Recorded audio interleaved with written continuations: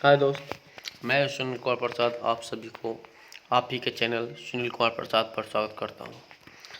आज हम लोग क्लास 10th के अम्ल भस्म जो चैप्टर है वो पढ़ने जा रहे हैं। सबसे पहले यहाँ पे अम्ल के बारे में पढ़ना है। सबसे पहले अम्ल यानी कि एसिड के बारे में पढ़ना है। किसके बारे में पढ़ना है? एसिड के बारे में पढ़ना है। बोलता है कि ये स्वाद में क्या होते हैं? खट्टे होते हैं। ठीक है, अर्थात कि वह पदार्थ जो स्वाद में खट्टा होता है उसे हम क्या कहेंगे?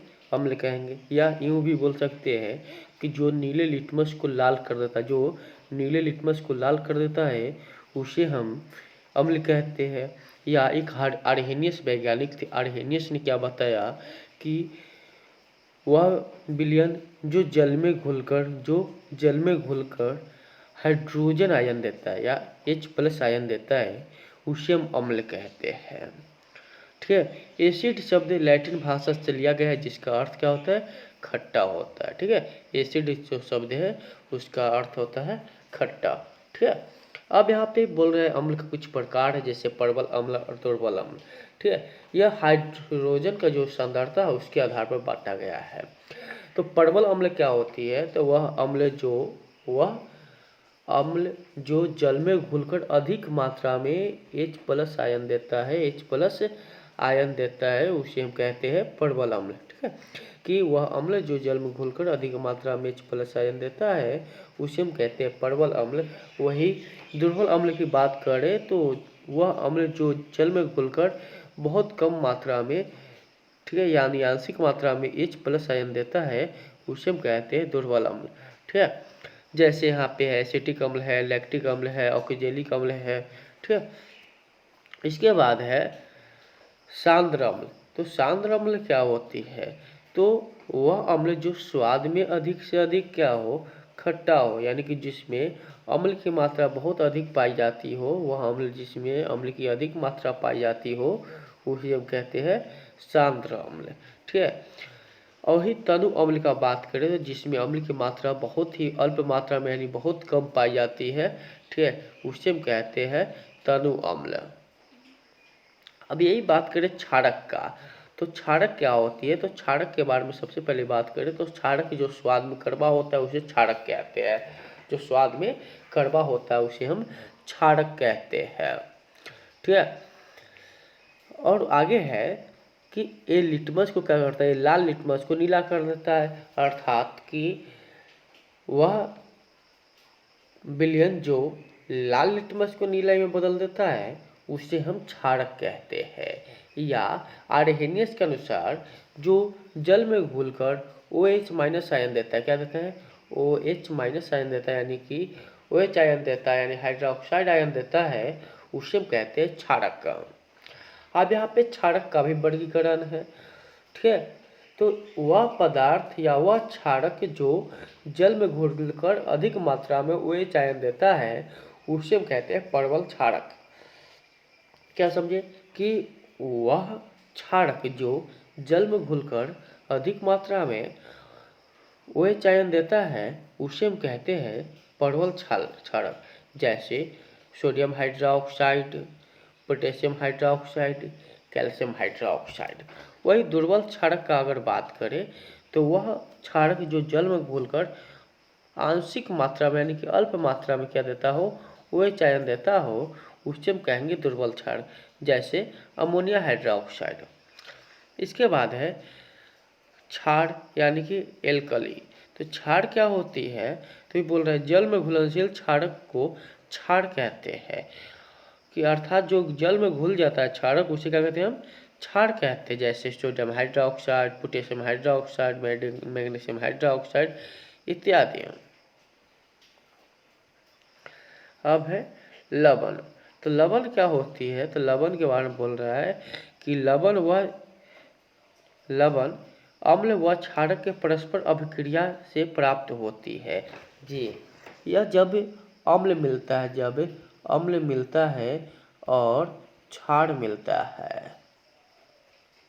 तो जाकर बनता है लवण, NaCl। ठीक है, प्लस कुछ भी बने। ठीक है, तो यहाँ पे क्या NaCl यानी कि सोडियम क्लोराइड बन रहा है। वैसा ही पोटेशियम क्लोराइड का निर्माण होता है। तो ये है क्षारक, सॉरी ये लवण है। अब है आगे सूचक क्या होता है। तो सूचक क्या होता है, जो हमें अम्ल और भस्म की जानकारी देता है वो सूचक कहलाता है। वही बोल रहा है, सूचक किसी दिए गए विलयन में अम्ल या क्षारक की उपस्थिति को दर्शाता है। इनका रंग या गंध अम्लीय या क्षारक माध्यम में बदल जाता है। ठीक है, तो सीधा बात याद रखेंगे हम सूचक के बारे में कि वह पदार्थ जो हमें अम्ल या भस्म की जानकारी देता है उसे हम सूचक कहते हैं। आगे है सूचक के प्रकार। तो सूचक 3 प्रकार की होती है। एक होती है प्राकृतिक सूचक, दूसरा होता है कृत्रिम सूचक और तीसरा होता है गंधीय सूचक। प्राकृतिक सूचक जो पौधा से बनता है, ठीक है, वह प्राकृतिक सूचक कहलाती है। जैसे लिटमस है, लाल पत्ता का गोभी, ठीक है, हल्दी, चुकंदर, ये सब जो है ठीक है प्राकृतिक सूचक में आती है, जो हमें अम्लीयता तथा क्षारीयता की जानकारी देती है। अब है सूचक यहाँ पे कृत्रिम सूचक, यानी संश्लेषित सूचक जिसको मानव ने बनाया। ठीक है, यह जो होता है रासायनिक पदार्थ होते जैसे मेथिल ऑरेंज है, फिनोल्फथालीन है, ठीक इत्यादि। उसके बाद है गंधीय सूचक। गंधीय सूचक क्या होती है, तो इसके गंध से ही हम अम्ल तथा भस्म की जानकारी ले लेते हैं। जैसे प्याज है, लौंग है, ठीक है, और भी बहुत सारा ऐसा, जैसे इलायची भी है। तो ऐसा जो भी पदार्थ है वह गंधीय सूचक में आ जाती है, जिसके गंध के द्वारा ही हम उसको पहचान लेते हैं। अब यहाँ पे कुछ ऐसा है, ठीक है, यहाँ पे सूचक दिया गया है और अम्ल में डुबाते तो कैसा हो जाता है, क्षार में डुबाते तो कैसा हो जाता है, वही यहाँ पे बताया जा रहा है। जैसे लिटमस है, लिटमस को जब हम अम्ल में डुबाते हैं तो लाल हो जाता है, वही क्षार में अगर रखते हैं तो नीला हो जाता है। अगर लाल पत्ता गोभी की बात करें तो इसको भी जब अम्ल में रखा जाता है तो लाल हो जाता है और क्षार में रखा जाता है तो हरा हो जाता है। हल्दी का बात किया जाए तो हल्दी को जब हम अम्ल में डुबाते हैं तो कोई बदलाव नहीं होता है, अर्थात पीला ही रह जाता है। लेकिन जब इसको हम क्षार में डुबाते हैं तो लाल हो जाता है, जैसे कि सब्जी बनता है तो हो जाता है। इसके बाद है हाइड्रारजाइडम। हाइड्रारजाइडम के फूल के रस से, ठीक है, तो हाइड्रारजाइडम के फूल के रस को जब हम अम्ल में डुबाते तो वह नीला हो जाता है। वही यदि क्षार की बात करें तो गुलाबी हो जाता है। फिनोल्फथालीन है, तो फिनोल्फथालीन को जब हम अम्ल में डुबाते हैं तो रंगीन हो जाता है और यदि क्षार में डुबाते हैं तो गुलाबी हो जाता है। मेथिल ऑरेंज को अम्ल में लाल हो जाता है तथा क्षार में पीला हो जाता है।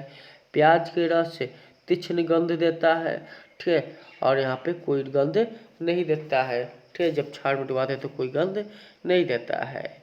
वही वेनिला का बात करते हैं, वेनिला में क्या होता है, समान गंध ही रहती है, ठीक है, इसमें कोई बदलाव नहीं होती है। ठीक है, और अगर क्षार में अगर डुबा दिया जाए तो इसमें कोई गंध नहीं रह पाती है।